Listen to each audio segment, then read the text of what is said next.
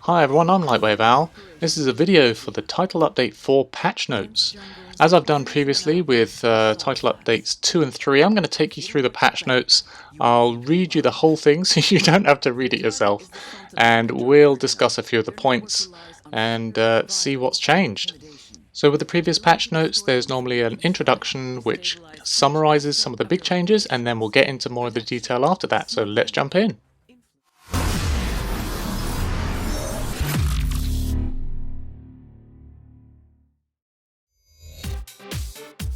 Greetings Ghosts! Below you'll find the patch notes for Title Update 4, which will be available on May 17th at approximately 9 AM UTC for PC, and May 18th at approximately 9 AM UTC for consoles.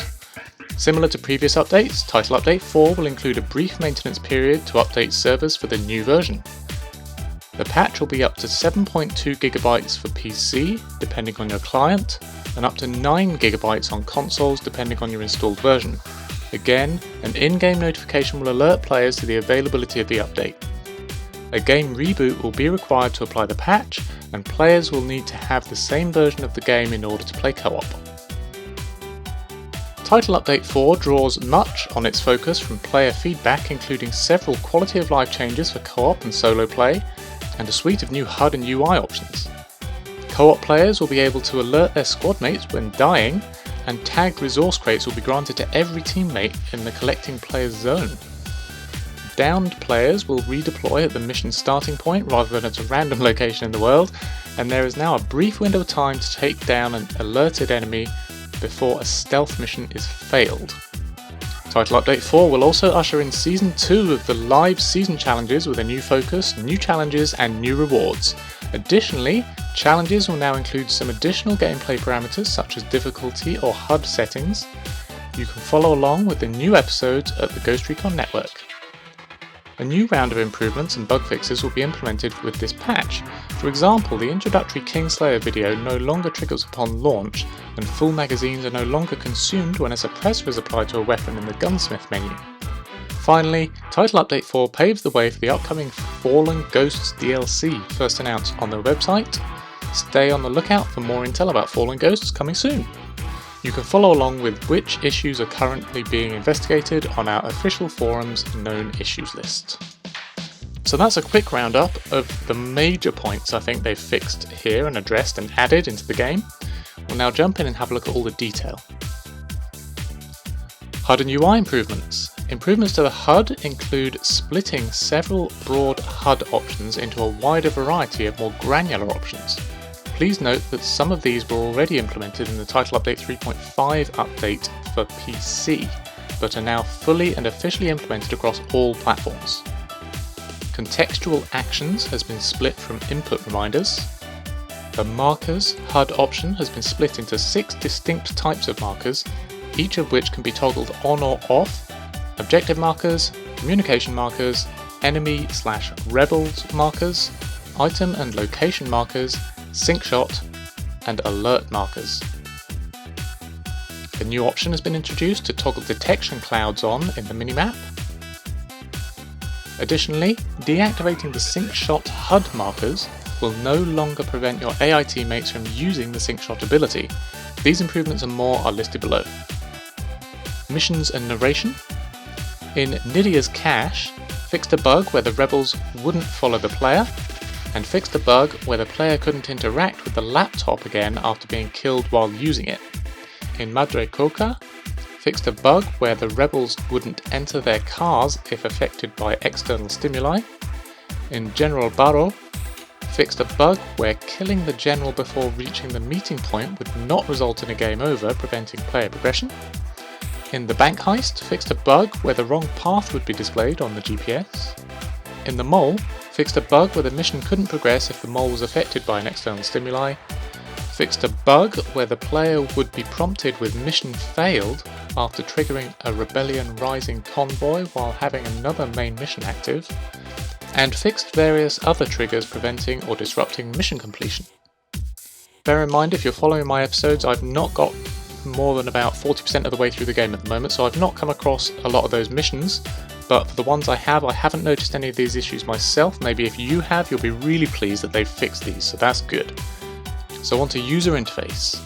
The Kingslayer intro video no longer triggers at each boot. That's welcome, because we all skip it and it's a pain. Fixed a bug where HUD elements would appear greyed out when activating HDR. Fixed a bug where the wrong character would be displayed when selecting a different save slot. Fixed a bug where an incorrect maintenance time would be displayed in the notifications. Added new options in the HUD settings. Input reminders were split into input reminders and contextual actions. Markers were split into objective markers, communication markers, enemy rebels markers, item and location markers, sync shot and alert markers. Added detection clouds. The player can now turn off the enemy detection clouds on the minimap. Fixed a bug where the difficulty settings would change for each save slot instead of remembering player preferences for every slot. Fixed a bug where the new marker would remain active on already owned inventory items. Added in-game time and latitude-longitude information to the TAC map. That's really cool, because previously to find out the in-game time you could only do that in the binoculars or in the drone, so that's really useful. And finally, fixed a gunsmith bug where the attachments would appear offset. So those new options look really cool. I'm looking forward to trying those out perhaps. I do like all the options on, but it's really nice to have the granularity of being able to sort of change which bits you have turned on and turned off, especially in the HUD. Those bugs I don't think I've come across. They've not addressed anything that screamed out to me that I'd found something. So maybe I've just been lucky, and that's okay. So with co-op, they fixed a bug where players couldn't finish the final mission if hot joining after the first mission steps had been completed by another player. Fixed a bug where only the host would have a GPS trail in the first mission. Fixed the possibility for players to warn their teammates that they're down. And players will now redeploy at the mission starting point when dying instead of respawning randomly in the world. So these seem like just sensible additions and a couple of bug fixes. And again, I've not played any co-op on the main game, so I've not come across those, but if you guys have, you'll probably be very pleased by those updates. On to gameplay. Fixed a gunsmith bug where the player couldn't edit any other weapon than the last used. Fixed a bug where the rebel skills would relock if entering main menu during cooldown. Fixed a bug where helicopters wouldn't attack the rebel radios when the player is hiding. Fixed a bug where equipping a suppressor in the gunsmith would consume a full magazine when returning in-game. Players can now equip the handgun by double tapping the button even when all weapons are holstered. That's cool. I was just thinking about that last time I was playing. I holstered all my weapons and I thought, if I wanted to pull out my handgun, I can just double tap on the Xbox. It's Y, double tap Y.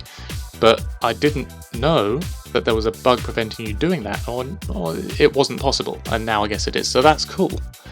Fixed a bug where the AI teammates couldn't perform a sync shot when markers were deactivated in the HUD.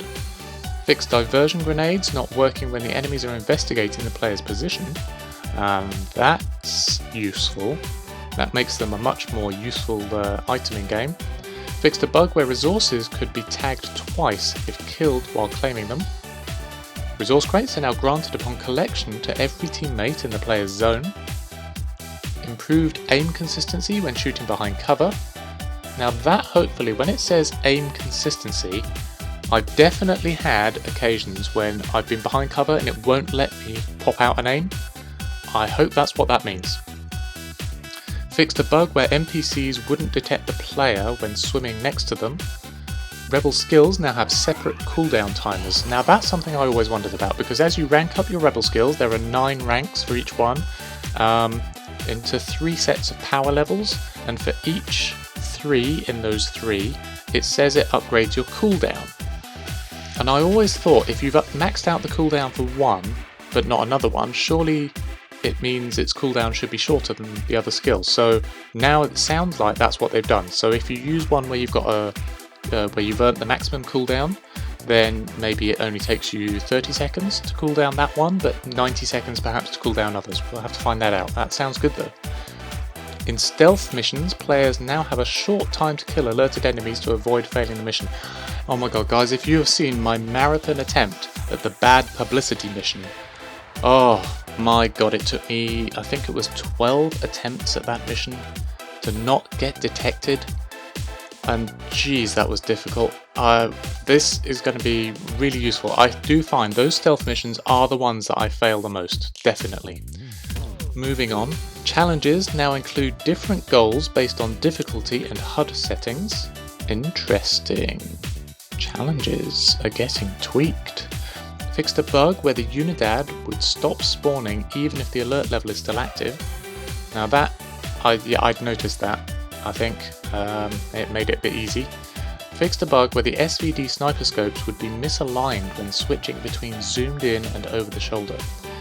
So it sounds like some good gameplay updates there, guys. I'm definitely going to notice some of those. I've still got no mention of the problem I have, I think, with binoculars and drone, sometimes simply not deploying, but I guess we'll have to wait for Title Update 5 for that one. Audio, fixed some NPC dialogue barks, incoming grenade, entering combat, and chopper down. Added some NPC dialogue barks for destroying alarm panel and chopper reinforcement incoming. Radios will remain on or off from vehicle to vehicle according to the last player input. That's interesting.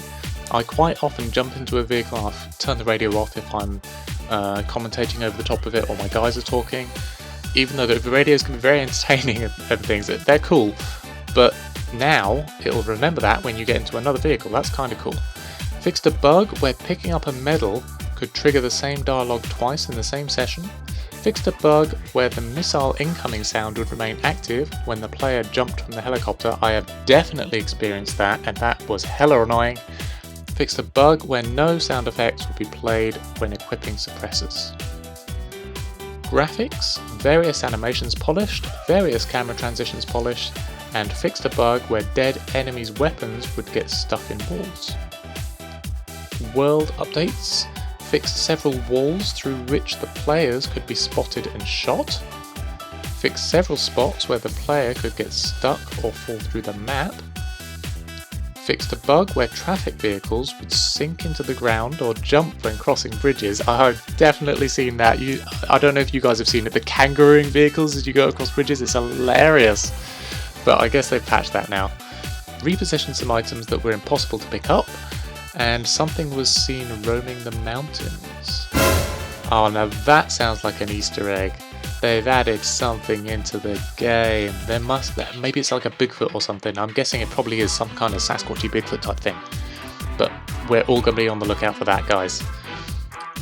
So that's cool. It's always nice to have more fixes where you can get stuck. I always find some rocks I end up getting wedged in and have to spawn back at a rally point. Always welcome those. Stability updates fixed various crashes and fixed various connectivity issues. Narco Road updates. So the Narco Road DLC came out a few weeks ago. If you've got the season pass or you pay for the DLC, then you'll be playing that, I guess. I've just started it and I'll be posting some videos up soon for Narco Road, a new series. So there are some updates already. It's fixed an issue where Perma Boost from SP was not available on PS4. Fixed a bug where the player would lose main game progression when entering the DLC. Fixed a bug where one player driving an airspray plane could trigger another player's airspray. Fixed a bug when using nitro for an extended period of time could create graphical corruption. Fixed a bug where an airspray activity could fail with no reason. Fixed a bug where the spy percentage would not progress after a mission failure. Fixed a bug where the activity vehicles would only spawn for the first player. Fixed various crashes. Fixed various installation bugs. Fixed various network bugs. So now we're on to PC only bug fixes. Fixed an issue where if the user would turn on left-handed mode in the keyboard and mouse menu, the fast travel option would no longer work. That's gotta suck for all you lefties out there. That sounds a bit weird. Fixed an issue where the detection gauge and the damage direction arrow would still be displayed on screen after hiding the HUD. Fixed an issue where the reward icons in the challenges menu page would not be correctly displayed. Fixed an issue where the game would display a black screen on AMD hardware when using the Eyefinity setup in full screen mode. Fixed an issue where the game would auto restart itself after selecting Quit to Desktop from Narco Road DLC. fixed an issue where the 360 screenshots made with Nvidia Ansel while having the thermal vision on would display graphical corruptions, fixed an issue where the PS4 controller would lose its vibration during gameplay, and fixed an issue where the game language would change itself after a game restart on Steam. So they finish up by saying, "We're grateful for your continued passion for Ghost Recon Wildlands. The development team will continue working on the game to bring you more updates in the future. For more intel on Tom Clancy's Ghost Recon Wildlands, please keep an eye on ghostrecon.com and be sure to visit our official forums as well as the subreddit. To keep track of your stats and find other ghosts to join your task force, log in to the Ghost Recon network and download the Ghost Recon HQ app for iOS or Android." And that is the end of those patch notes, guys. I don't know about you, but I didn't notice anything specific in there addressing the bug that I discovered on my Xbox account, which I reported to Ubisoft and they told me would be fixed in Title Update 4, which is where I was playing the game through to record episodes for you guys on my main account. I started a second account and started playing the game on that one separately to pick up all the weapons and weapon accessories to do those videos for you guys. And I played all of that through on my second account. When I went back to my first account, it had merged the profile data, so I can no longer pick up any new guns on my main account. All the map has been discovered on my main account. Some of the missions have been completed on my main account, and it was just a mess. It is a mess, so I really hope that when this gets updated, that has actually been patched. Maybe they didn't mention it in here because it's so major, they almost don't want to admit to it, I don't know. But I really hope it's been patched and that I can carry on playing the game as normal as I did before. Anyway guys, I hope you've got something out of Title Update 4. They seem to be continuing to improve the game and pushing updates out, which is fantastic. I think it's about once a month at this rate. They also appear to be improving and adding new little things to the game, which is really nice. So I hope if you guys are playing this that you're enjoying it, you're continuing to enjoy it, the challenges are fun, we're getting more from Ubisoft. We've now got the Narco Road DLC, we've got Fallen Ghosts coming up, there's a lot to do in Ghost Recon Wildlands, guys. Keep at it, I hope you're enjoying the game, and I will see you guys next time. Thanks for watching.